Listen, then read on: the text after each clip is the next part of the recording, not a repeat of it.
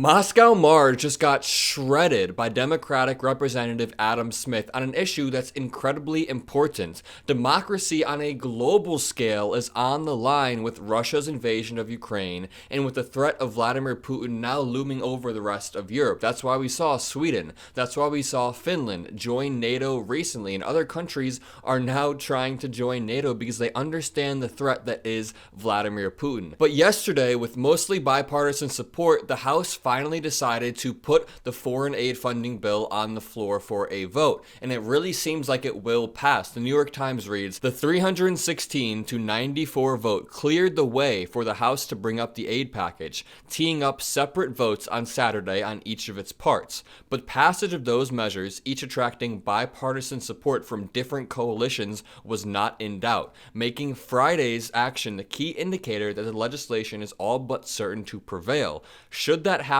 in votes set for today, the Senate was expected to quickly pass the measure, and President Biden has said he would sign it into law. Americans have somehow been convinced by Russian propaganda and by people like Marjorie Taylor Greene, who just spew Russian propaganda, that a bill like this is against their own interests, against the interests of our country. But that is false. I'm about to play a clip of me changing a Trump supporter's mind on this, but first, let's see what Representative Adam Smith said in rebuttal to Marjorie Taylor Greene, and I'm assuming she's not too pleased by the fact that she got her argument dismantled in front of everybody so easily. First, I'm going to play Marjorie's clip. Just sit through it. I know it's going to be hard to listen to, because then we get to listen to Adam Smith rip it apart. Ukraine is not even a member of NATO.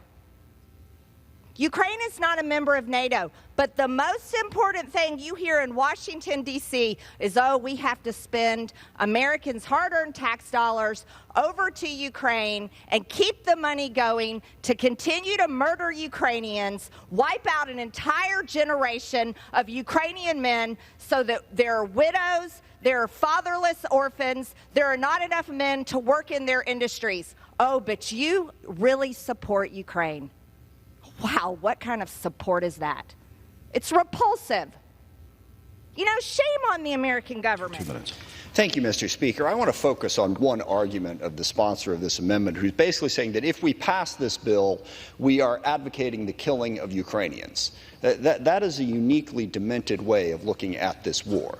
Putin invades. Putin, as we speak, is bombing and killing Ukrainian civilians. And the only thing that is reducing the number that he can kill is the Ukrainians' ability to fight back. So to look at this from a pure Russian propaganda standpoint, they invade, they bomb, they kill, and it's our fault for helping the Ukrainians defend themselves.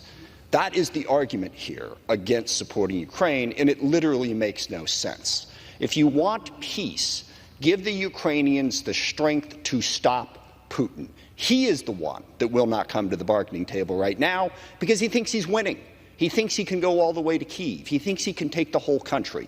If we give the Ukrainians the ability to stop him, that forces him to the table. It makes no sense to say that giving the Ukrainians the ability to defend themselves is what's killing them, when it is very clearly the Russians that are killing them. And I would also note that no president has added more to the deficit in one 4-year, or the debt, sorry, in one 4-year term than President Trump. And I didn't hear a single Republican complaining about the debt or the deficit during that period of time. The Ukrainians need our help to bring peace, to stop Putin, to stop what he is trying to do. Also, to Ms. McCollum's point, this also helps our industrial base. We face a dangerous world between Russia, Iran, China, North Korea, all of whom are working together, by the way. If we don't help Ukraine stop Russia, that helps Iran, that helps China, that helps North Korea. This is about our national security, which I am quite confident that whether asleep or awake, the American people also care dearly about. Please defeat this amendment and support Ukraine and support United States national security interests. Thank you. I yield back. And what do you think about the funding of Ukraine? No, I don't think that should happen. Why not? Because we need to take care of America first. America first? I agree, but I'd make the argument that funding Ukraine is exactly how we put America first, because a lot of people think we're sending cash bags, but we're sending old military equipment, right? And after we send that military equipment, we get to create new American jobs to restock and repile that, right? That's a good point. On top of that, Do you think Vladimir Putin's our enemy? Not really, Really, why not? because I think he's trying to run his own country, and he's not. I don't think he is a threat to America. It's okay that he's running his own country, but the problem is when he starts to invade other countries next to him. So we should protect sovereign countries. We should protect our allies, essentially, right? I agree. So- That's like us trying to invade Canada. And that wouldn't be okay. Right. So to piece my argument together, we're creating new American jobs, and in the process, we get to protect an ally, a sovereign country, Ukraine, from, I think Vladimir Putin is a dictator. He's a threat. He's not a good guy. So I think we're protecting America's interests. I think this is exactly how we put America first, right? Can you see that point of view? That is a very good point. That's a good point. You've educated me a lot. I appreciate that. Awesome, and we're both coming from the same point of view of putting America first. Right. How can we put America first on the world stage? And sometimes it scares me when they say, we put America first by letting Vladimir Putin do what he wants. That doesn't make sense. Right. And how old are you?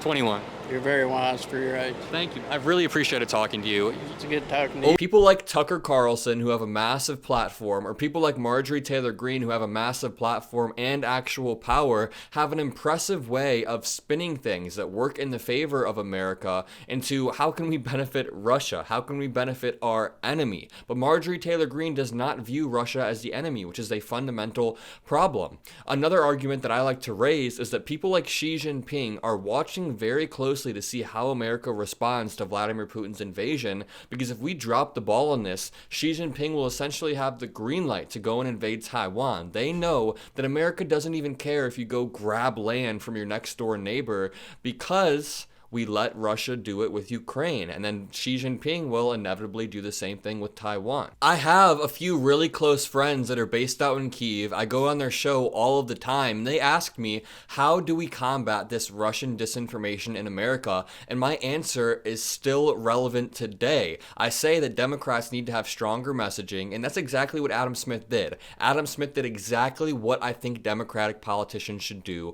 I'm about to play this clip, but first, make sure you leave a like, make sure you subscribe, comment a blue heart so I can see it, and play this clip. How do you deliver a message to people in this environment? What do you think people should do to do that? Yeah, you hit the nail on the head with the fact that Twitter is run by Elon, and he's allowing Russian information to run rampant. He actually boosts Russian information actively.